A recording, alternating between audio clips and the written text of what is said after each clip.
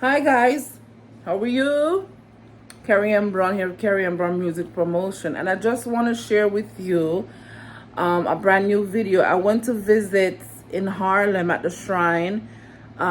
This month's episode of the original Mad Wednesdays Artist Showcase in Harlem, New York, hosted by Maria Davis and her son Scotch Davis. And I want to tell you about a book that I bought this Wednesday, June 21st. I got this book, Woman on the Mic, right? You guys can see it. Woman on the Mic. I bought this book Wednesday night because it's a book written by females in the music industry, from A&R, PRs, executives. They all wrote a chapter in this book, Woman on the Mic. So I bought the book tonight when I attended Mad Wednesdays. Tonight's segment was called Woman on the Mic. So the guest speakers were the authors that are in this book, Woman on the Mic. Yeah, and my book was signed by the ladies that attended tonight, Mad Wednesdays, Woman on the Mic. So I'm very, very happy for that. I could open the book and show you guys a little bit. Right? Yeah, that is one autograph. Yeah. And there's a couple more. There's like 3 here. When you buy the book, guys, they autograph it. Yeah, they autograph it at the same time. So I bought the book at Mad Wednesday's Woman on the Mic episode.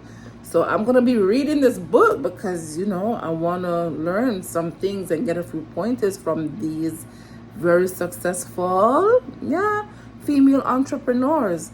So the video following this is my recap of Mad Wednesday, Woman on the Mic segment, and the artist performances as well. So any upcoming entertainer artists out there that want to showcase your talents, reach out to Maria Davis on Instagram. Her monthly event is called the original Mad Wednesdays in Harlem, New York at the Shrine Event Center. Very, very nice event center, guys. You can buy food. The doors open at 8 and showtime is at 9:30. And you could get food, sit down, have a drink with your friends before you perform if you're an artist. Or just come on out and chill. Once a month at Mad Wednesdays.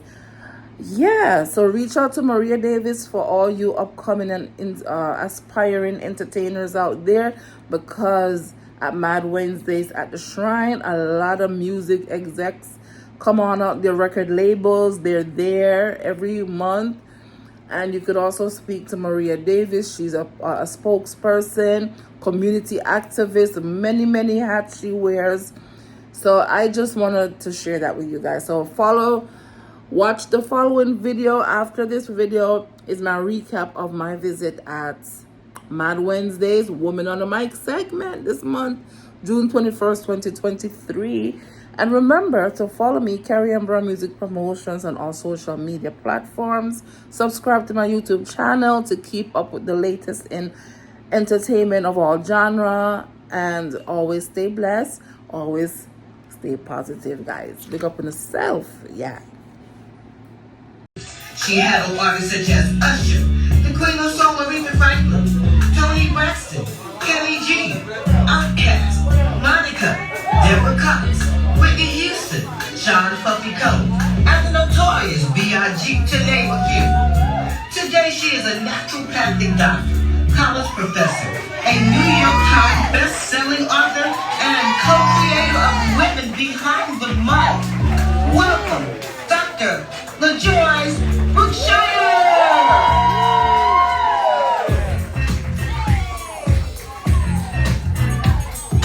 And next we have Lene Mosley.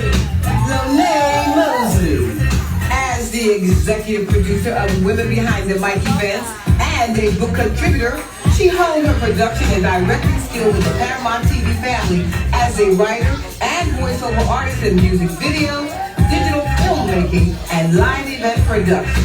She worked with major record labels like Atlantic, Sony, and Motown in marketing as a national advertising strategist for the artist formerly known as Prince. She is an entrepreneur. Mad Wednesdays, guys, in Harlem, New York. Advocate for New York City middle and high school youth.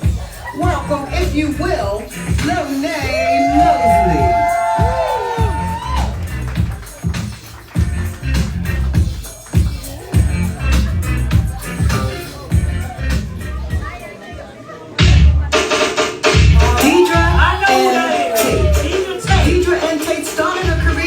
With 10 years in promotions at Uni Records, MCA Records, Motown Records, and Big Ten Records, and was president and general manager of Queen Latifah's Flavor Unit Entertainment.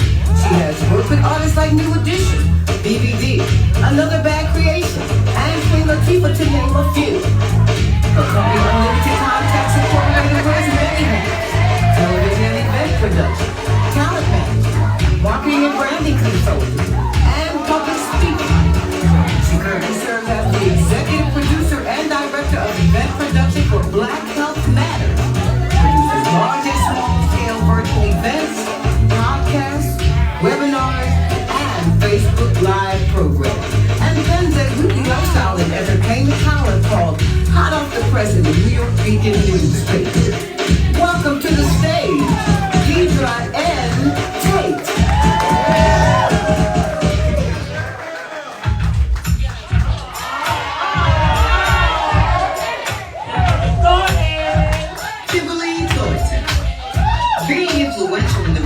To fame of MC Hammer, Kimberly Thornton worked in A&R at Capitol Records. At Zamba Music Publishing, she managed the catalogs of 77 Billboard artists, including Tribe Called Quest, BC Boy, and Teddy Riley, to name a few. Today, she is a talent and casting producer for TV and film, specializing in programs about music culture and crime, including Betraying the Badge, narrated by Ice-T on Vice TV, and Hip Hop Treasures, coming this summer on A&E Network. Put your hands together for Kimberly Thornton. Wow, I hope I get all that when I get in my boat. You know, you open up with Jay-Z 22 twos first. And so these are not only the ladies of the book, but these are my great friends. We've been friends for many years. So that's what I want to tell some of you young people. If you have a friend that's only your friend for a year, that's an associate. Yes. If y'all don't cry together, if they don't watch your children, like she watched both my kids when they was little, and this one here wrote when I was very sick, diagnosed with HIV, then with AIDS. She wrote my piece in a book called Souls of My Sister, Miss Lonan. I've been in Deacon Tate's family. My father taught me about promoting and how to get people's money, and I'm still trying to learn how to get people like my father. And then Miss Kimberly Thornton, been in my life forever, also know my children. Yes. So we are not just music industry sisters, we real sisters. So without further ado, before my sister starts speaking, we want to bring up a poet of theirs named Fanta. Am I saying that right? Put your hands together for Fanta. And don't forget Bible. How y'all doing? Fanta. My name is Fanta. I'm a poet. And before I start, I do have a book out, so I like to bring it out.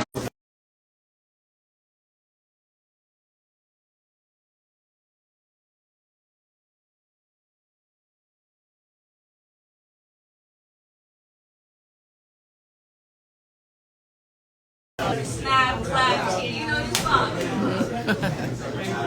Making deals behind the mic is her game. And I bet you don't even know her name, what a shame.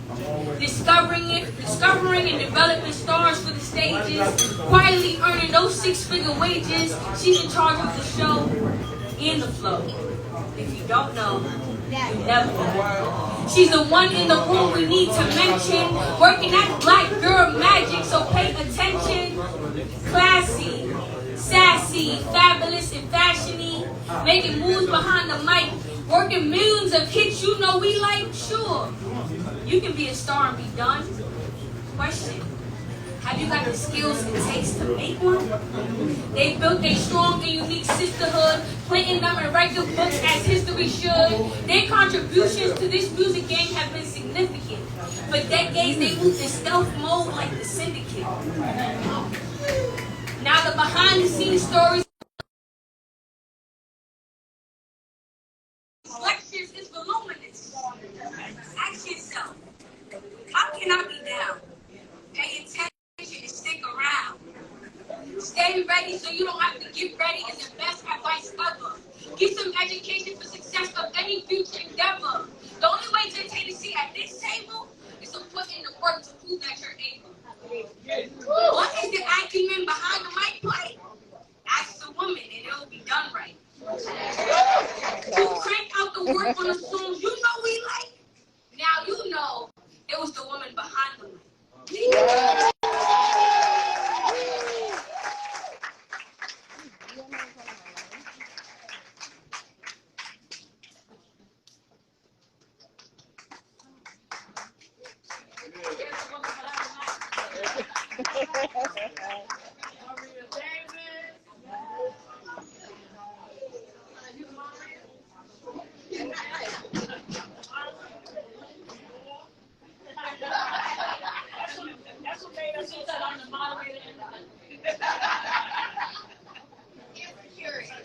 So hi guys, KERRYANNBROWN. I am at Mad Wednesdays, and tonight is Women on the Mic segment at the Shrine in Harlem. So I'm here. Yeah. It's gonna be a nice night with some artists, performance, guest speakers, and a poet just came on the stage. So with me, guys. Don't forget this Saturday, June 24th, KBMP Clothing Pop-Up Shop. VP represents VP's New York. Guys, come on out 12 noon to 6 p.m.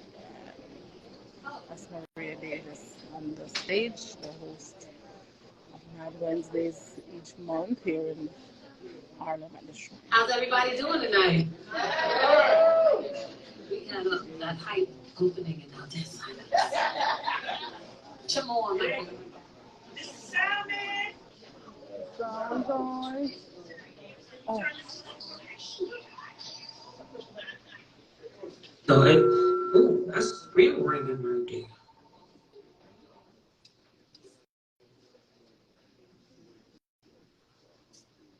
So you know what? I need to start with each one of y'all telling me in less than a couple minutes. Kimberly, where were you born and raised? And some of your educational background. So hello to everyone out there. Thank you guys for coming. Thank you ladies for being on this stage platform with me. Thank my sisters in Tribe for holding me down for over 30 years. We have all known each other since the 80s. So, and we have all been stuck together. And I started way back in the 80s in Cincinnati, Ohio. And I started at the School for Creative and Performing Arts, which was one of the first ones before they had this big fame one here in New York. We were the pilot.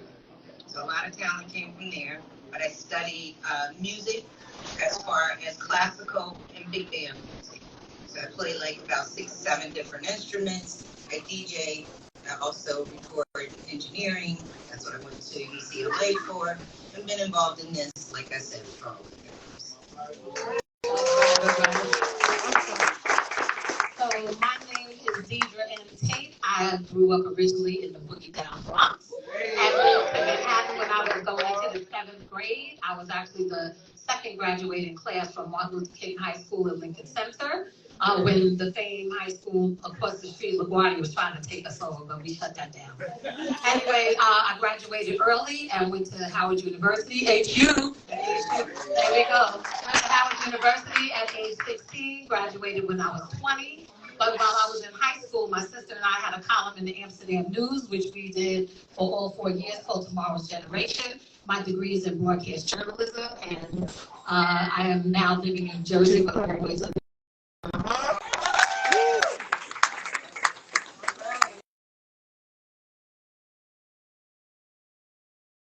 Hope everybody's doing good.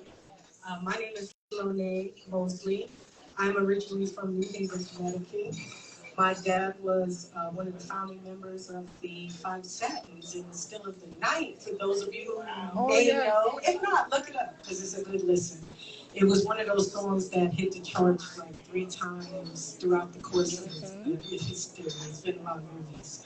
So in any event, I wanted to follow in my dad's footsteps. My mom was also an artist. She was a visual artist, so I got a little bit of both.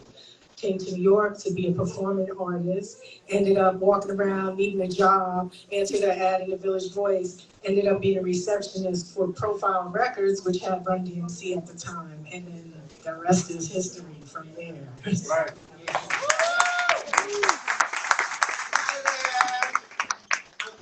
Joyce Berkshire, and so happy to be here with you.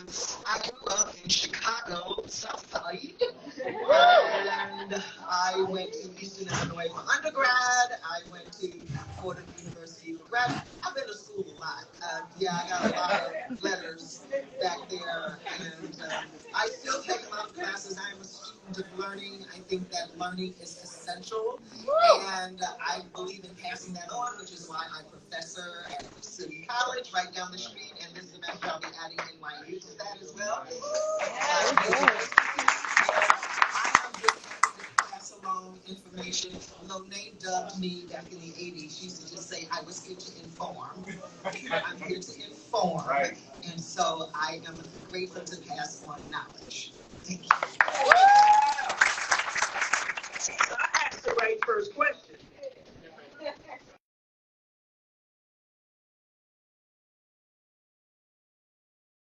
Talk about college, and so many young people are debt going to college.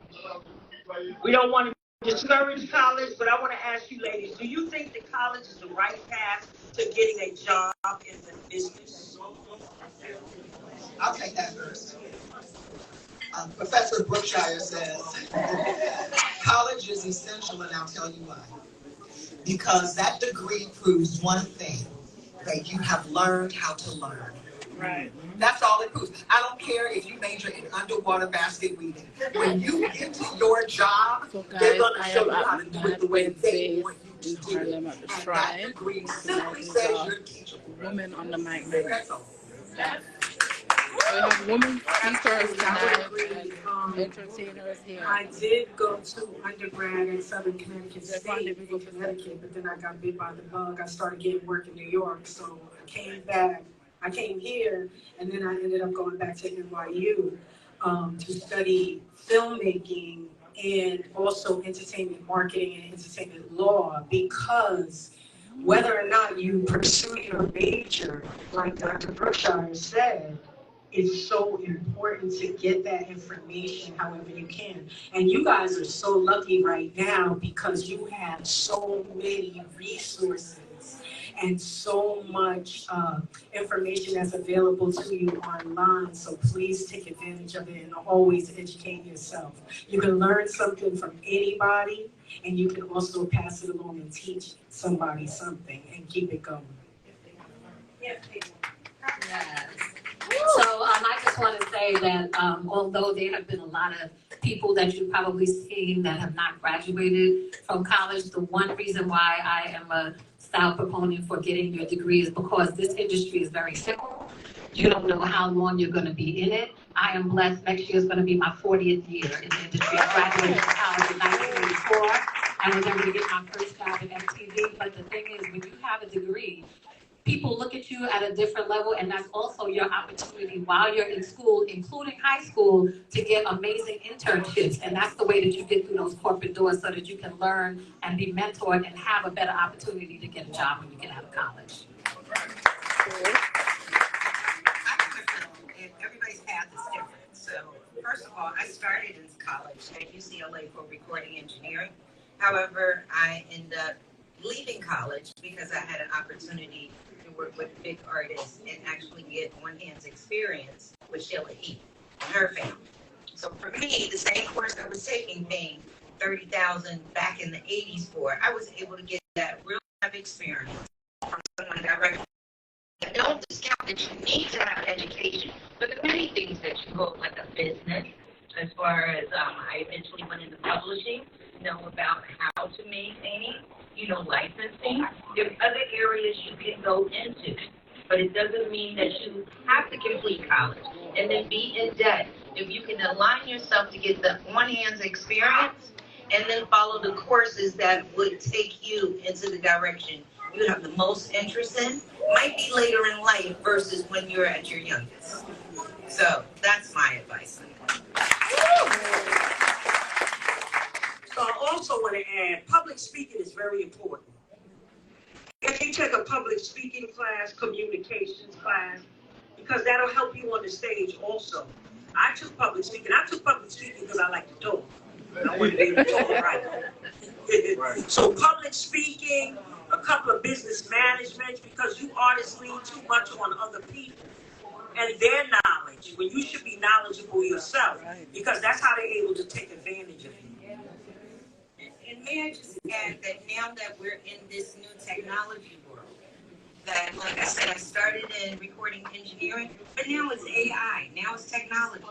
So, to be able to learn as the trends and the times change is something that can always be applied to whatever your interest is, especially within the entertainment field. Be it music, sports, marketing, design, fashion, just as film, as long as you align yourself to what is now changing, because AI is going to decrease a lot of jobs as well as create a lot. So it depends on which side you want to be on, which side you want to be educated on. Y'all can clap. Don't be afraid.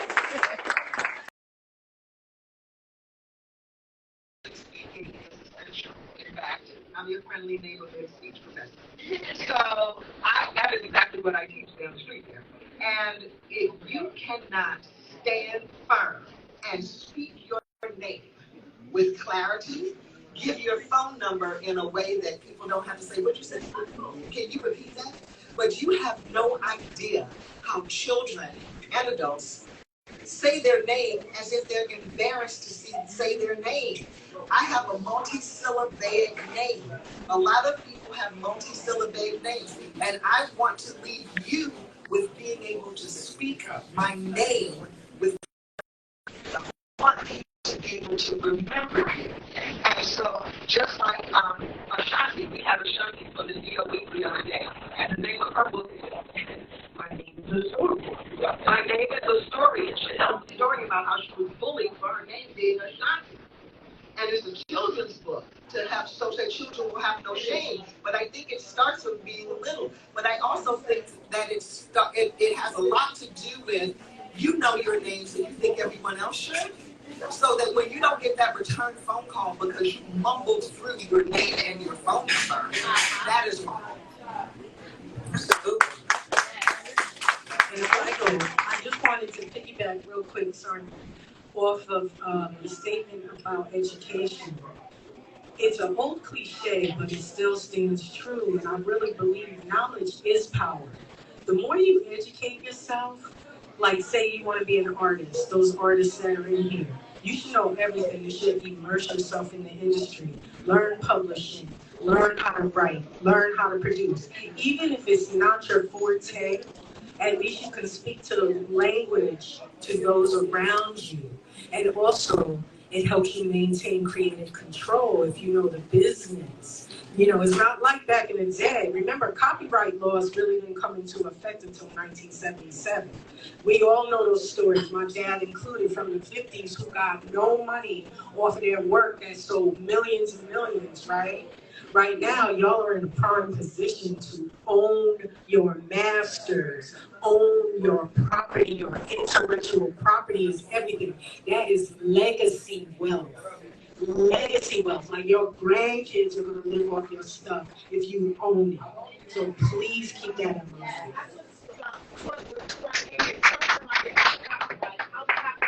Oh yeah, we're going to get to that. That's right. We're going to get to that. I want to thank Maria for coming to my class to speak to my class. I had an 8 o'clock class. Not today, but when I asked her to come, it was an 8 o'clock class. And I said, I'll take you to breakfast. She was like, okay. But she came and spoke to the youngins about this very thing. Because if you don't know how to speak, you can't do this industry, right, Kim?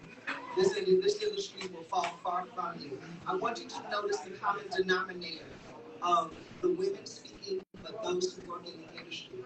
Just pay attention to how they speak. And you know, I want to say another thing. Although I'm in the music industry, I still take other courses. So I just became cancer scientist.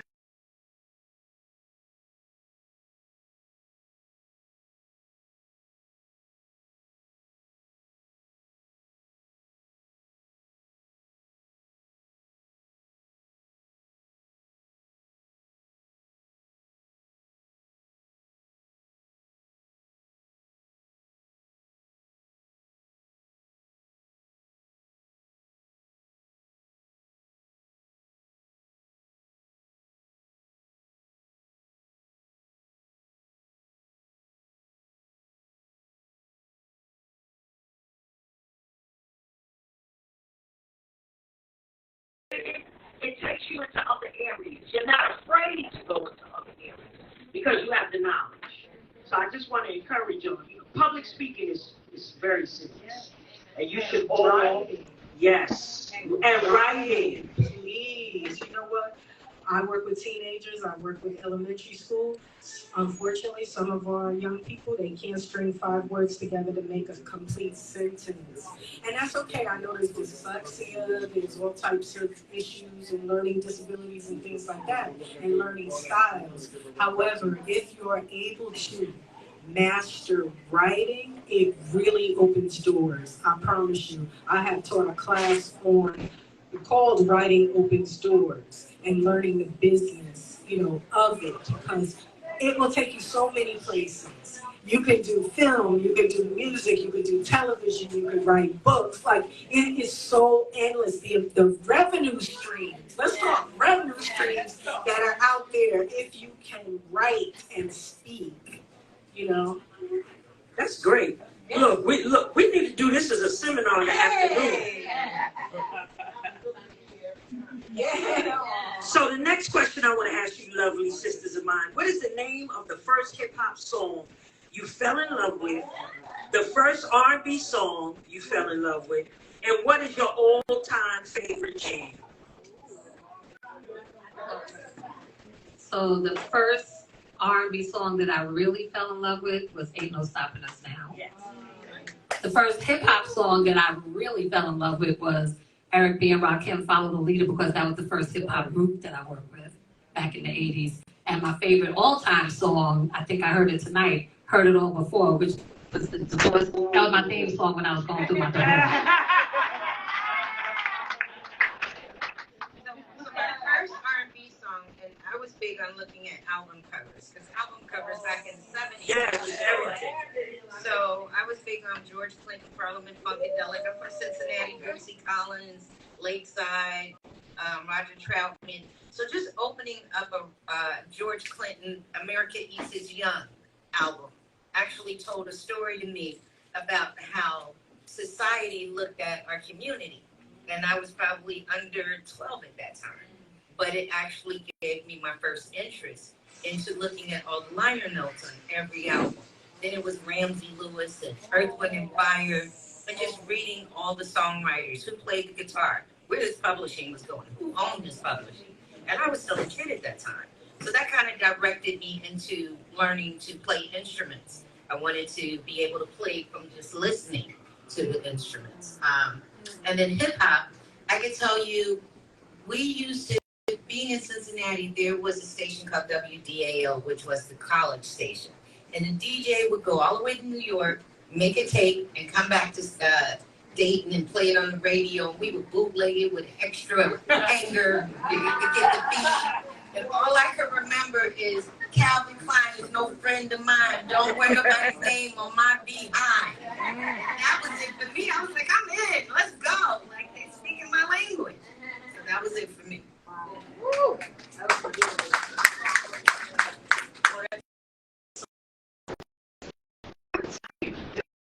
Such a good question. It's so hard for me because I grew up in a household with musicians too. And I always say my house really had everything from Mozart to Motown. Like, you know, my mom, they all listen to, like, all of you know, all of it. My grandmother told me, if you listen to that Billie Holiday album one more time, and I was 10 years old, curled up listening to Billie Holiday, you know, she's like, you gonna get depressed. I'm like, no, her tone, you know. But the first concert I ever went to was Earth, Wind and Fire, Heat Wave. Okay, none of my friends were listening to that. They didn't even want to go to the show. I was 12. I got my little outfit, you know, and I went to, I was in New Haven, I went to the show by myself, and that's when the drummer used to elevate up off the stage and rotate. Yes. I mean, they had performance, like it was, you know, they had much stage appeal and persona, you know, they didn't just walk back and forth, no diss, I'm just saying. You know, they didn't walk back and forth. They like performed, they danced, they had background dancers, they had glitter costumes. I was just like this. And the second one was Marvin Gaye. I will never forget it. I was standing in the front row on the seat, and it was just crazy. And he was singing "Let's Get It On" and all that stuff. But anyway, that was. and the hip hop, of course, you know, the hip hop. But you can't leave out. Oh my God. Of course. And that's because my cousins in New Haven were well into Run DMC and stuff. So I came over. I was like a jazz head and big, you know. I was like, what do you listen to? I'm like, Run DMC from Queens. You don't know this? You better listen to this. And, you know, they were listening to Run DMC and LL Cool J and all that. So I was like, okay. I respect the poetry. I was really listening to The Last Poets, though. Ooh, if y'all don't know about The Last Poets, check it out. And Gil Scott. When the revolution comes. When the revolution comes. I still can't get over the fact that you went to a concert by yourself. So I'm gonna start with the rap, and the hip hop. It was definitely for me, Rappers Delight. But my favorite R&B jam of all time is my man James Brown. I Got Soul, and I'm super big. That resonated with me, and then when I saw his show, forget about it. I just told my nephew. He said, my girlfriend wants to go see The Time. And I said, you better go to that show. That's on James Brown level. They get down like Bruno Mars. He said, really? I was like, oh my gosh, it's the best show you'll ever see. And then the other was Sly and the Family Stone and I Am Everyday People. That song. And my mother bought me tickets to go to that concert, and we went 3 weeks in a row, packed out Grant Park in Chicago, and Sly and the Family Stone was a no-show. Now that I know the business, I knew that there was a no-show because the promoters didn't have any money. So, but on the third week was the time they had the cash. But it was worth jumping out to that part 3 weeks in a row to see that show. And that was the first album that I knew that had liner notes. You know, I knew every word, like my daughter said, how come you know every on all the songs? Because we know music. That was good. We're not going to be able to get to all these.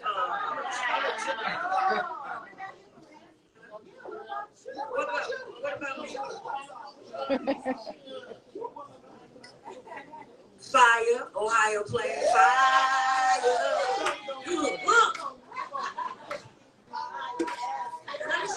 Okay. My favorite hip hop song is 22 Tools, Reasonable Doubt.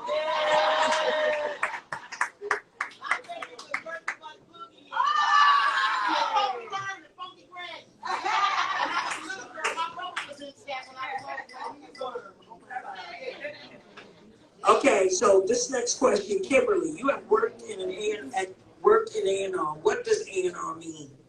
A&R is artists and repertoire. So it's basically you are out scouting talent. Our talent is approaching you, and you're trying to bring the best talent with the best work over to the record label, and you pretty much delegate for the rest of the label with publicity and marketing, what you foresee for that artist. The repertoire is the catalog. catalog, let's say, as we speak about these songs that were from the 70s and 80s, these are songs that only you guys know, that you're going to hear for the next 20 years. If you think about music today, how many songs can you really give us that are your top 10 that's on the radio now that you think you will be hearing 10 years to 20 years? I know I ain't gonna be singing WAP.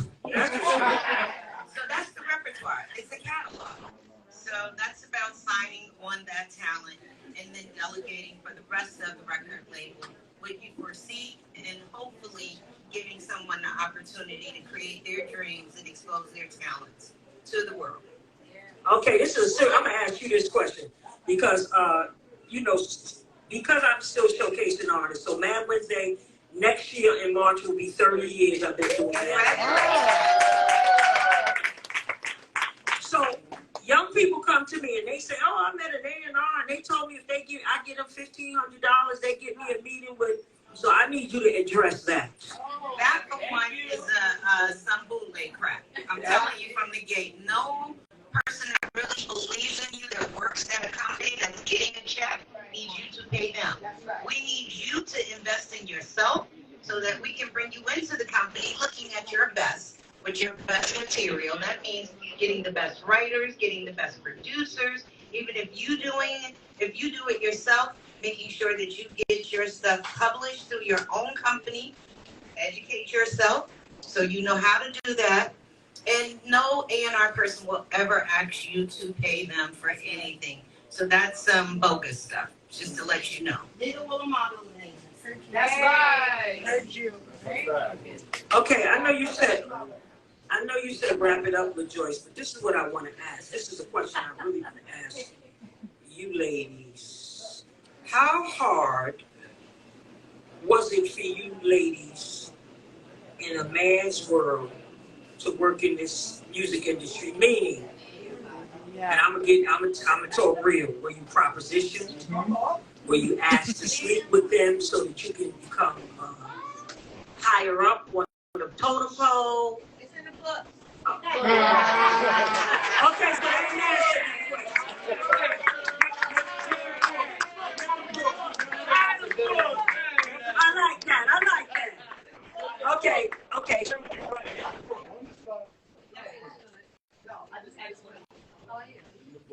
I want to say that one of the things that held us down was each other. Yes. And that is the bona fide truth. When Maria says that she's been doing this 30 years, she used to feed Jana and Josh and roll them into my office, and they'd be asleep from the roll after she ate, and she'd leave them in my office while she ran around to the labels and gave out her flyers from their ways. So go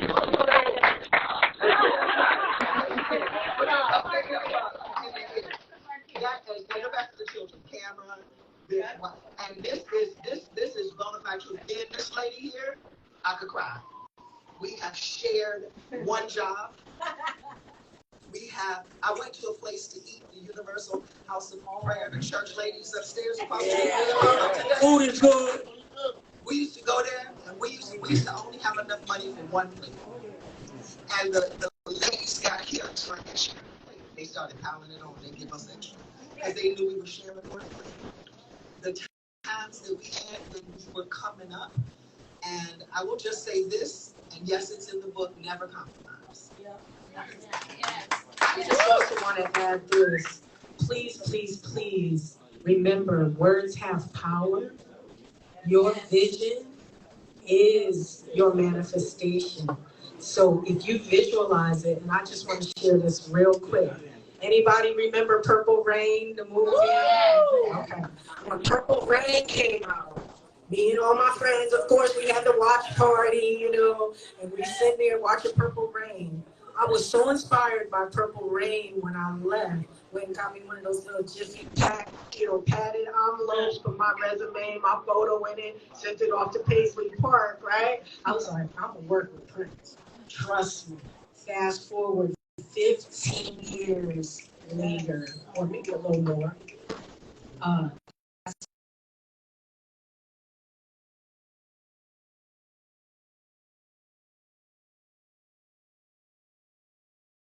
She come by my office on Monday, I may have something for you.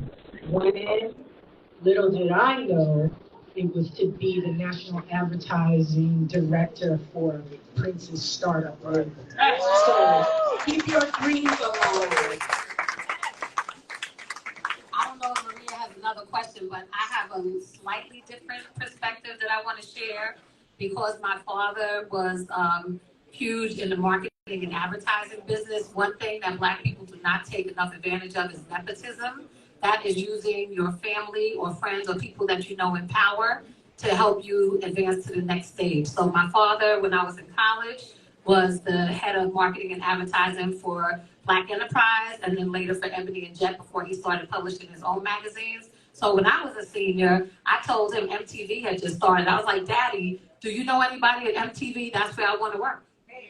My degree was going to be in broadcast journalism. I wanted to be the Black Barbara Walters at the time, and they had MTV Music News had just started. So my father was like, let me check it out. One of his mentees, Barbara Britton, who actually started the Essence Festival when she left MTV to go to Essence Magazine. She was one of the only Black ad sales executives at MTV. She found out that two of the Jewish women that were ad sales execs needed an assistant. So she was like, I could hook her up with an interview to be an assistant. Our apartment was right on 79th Street between Columbus and Amsterdam. And on my interview, when I met with the two of them, I said, I live in walking distance, even if it's a snowstorm, I can still come to work. All I need is enough money to pay my American Express bill, and they said, you're hired. So that's how I got my foot in the door, but I knew I did not want to stay in advertising, so I had my eye on the plan. What was my plan going to be to get into talent relations, which is where I wanted to go. I ended up being at MTV for 3 years. Only 7 months was I in ad sales before I became one of the first African Americans in the creative area in the talent relations department. I just wanted to say that you built your tribe too. So, like, if you are in uncompromising situations, like someone trying to get you money, someone trying to put you in a situation that's not what you do and not of your character, build your tribe. Something come down with me, I'm calling this one, this one, this one, this one. I'm putting you on the news. I'm talking all about you. Like I said, get the book. You know, because your story gonna be up in there with mine if you cause a problem. But build your tribe. Build your tribe so that they are aligned with you to do exactly what they would love to see you prosper in. And the same thing you would love to see your tribe prosper in. And we are a unit. So if something goes down with one, it affects us all. And that's who's going to keep rising you up and keep wanting to see you do your best. And no one will ever come in front of you trying to put you in a bad situation. If they do, you got to try. This is the last question. Like, we want to sing our song. This is the most important one. Have you ever thought about quitting? So I have not. I have never thought about quitting, and actually I have been so blessed to be in this business for almost 40 years. From the time that I started my first job at MTV, it has been like connect the dots, which I talk about in the book. I went from MTV to Uni Records because my boss, who was the senior vice president of marketing at MTV, started a label with Elton John, and he decided to take me with him. That's how I got on the record side. While I was at uni, our offices were on the same floor as MCA's Black Music Division. So I met my lifetime mentor, Gerald Busby, who was the head of Motown of MCA at the time, in the elevator. And he asked me, I was like, oh, what floor are you going to? He was like, the 8th. I was like, so am I. He was like, well, who are you? I didn't know who he was, which is why he was shocked, because he's the man just in town from LA. And I said, I'm with Uni. And he said, they have Black people there. And I said, that's how they got the name Uni, because I'm the only Black person there. So from meeting him and that chance encounter in the elevator, when the Northeast Regional Promotion Director of MCA was leaving, he said, call that Black girl at Uni. I want her to get that position. I got that position, and 7 months later, he took over Motown and took me within the Motown, where I was for 8 years. Michael Bivens' New Edition were our group. Michael got his own label. Gerald and Michael said, we want Deidre to be the general manager of Big 10 Records, which was the imprint. So I went straight to Big 10. And at that time, Gerald signed Queen Latifah to Motown, and that's how we met. And she said, I want you to leave Big 10 and become the president and general manager of Flavor Unit Entertainment, and that's how I ended up in Jersey. So there, I started producing TV, film, and events, which is what I still do today. So I never thought about quitting, but you always have to have a 5-year plan, which Gerald Busby always told me. You always have to have a mentor. You always have to stay networking, and you just got to keep it moving. Buy the book. Special point to LaJoyce. Thank you very much for buying Revolution. Get to distribute this book. Everybody needs to get this. And I want to ask you, what did you think when you was listening to Billie Holiday sing? That was an awesome segue. She was. This sister was killed, by this society and this system. They tried to shut her down when she was singing straight. She went ahead and told the truth about this world, this miserable world we live in, how it could be different. And I'm in tears. You listen to that song, that'll make you cry. This sister died in hospice. By herself, yes, exactly. And this is, in the whole history of this country, the life of black people, it never been nothing. And it still don't mean nothing now. We're staring into this right now. What do you think about that in relation to what people in the music need to be doing right now? And I want to encourage all y'all, come to Revolution Books, where we actually talk about how we can get out of this fucking business. And really support this book. We got it over here. So here's the man behind the mic. Because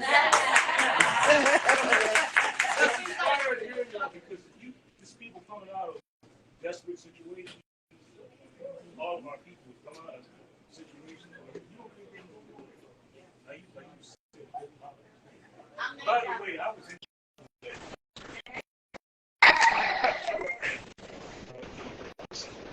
she overcame all things.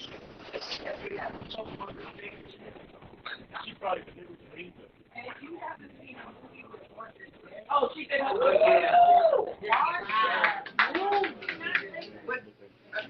By the way, we short on time. I want to finish. I want to let them Let me finish. just say on Keep It Moving. Right. When I went to Keep It Moving, all of us have had a moment where we had to transition. If you don't remember when Napster technology came in the MP3, that was a time that for me, as well as I'm sure others, had to make a transition and divert into other businesses. Doesn't mean that we stopped, just means that we were frustrated and the business didn't run the way that we looked at it.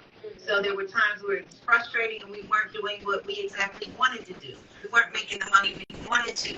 But because of the skill sets we have, we still stayed in that form of entertainment. So you keep it moving. You never lose your love for something that you're passionate about. But you want to always continue to let it grow and flourish into other entities. That's why I said TV, film, sports, fashion, always separate together. LaJoyce, Lene, we've all been still working together. We're never going to leave the music industry. We just inherit other skills that we now bring into the industry. Oh yeah, well I have a different spin. I used to think, why didn't I just stay a fan? Because this business is grimy and it's getting on my nerves. Real talk, like serious. It's not rainbows and roses, y'all. I gotta tell you, you need a tough skin for this business. You cannot take a lot of this stuff personally.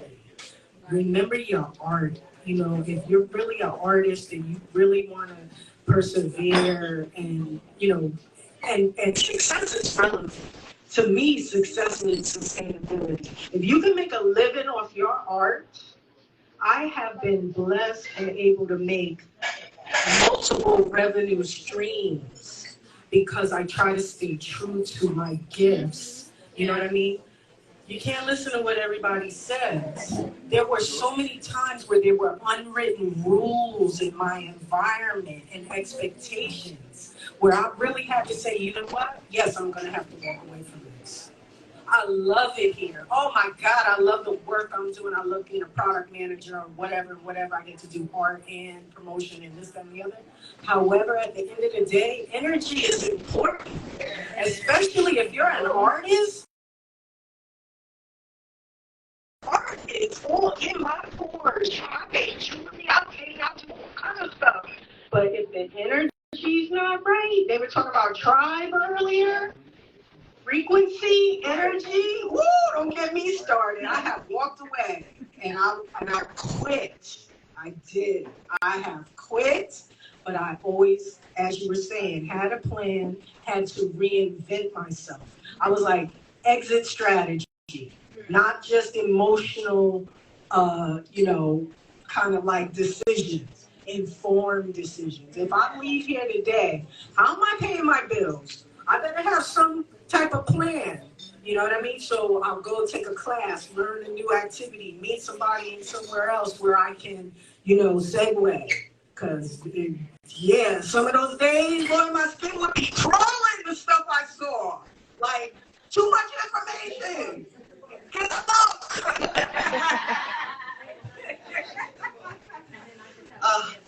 Not only, okay. I had a strategy and a plan, and every morning. This is Mike Taylor Summers, this is Mustard the Beat, this is Brady.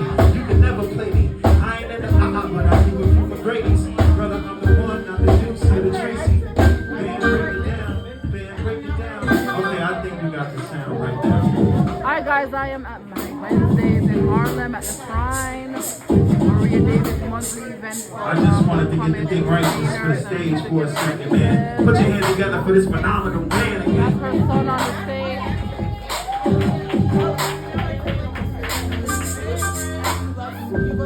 All right, now I think we can get the show moving on.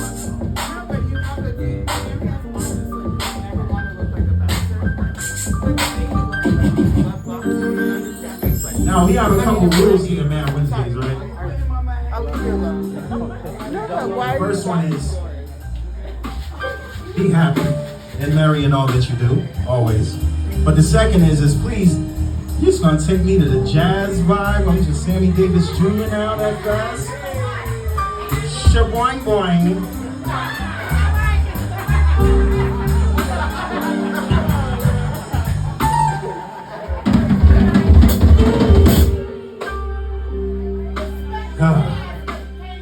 No, listen. Oh, hold on. We don't call it jazz.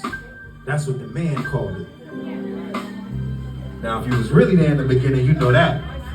All right, I don't want to start no drama with you. I already see you came with the sauce. Listen. I'm just playing. You got it. You over there looking like Ella right now with the thing in your hair. You Billy? Okay. So they just had that movie on Billie Holiday, right? Did anybody go see that?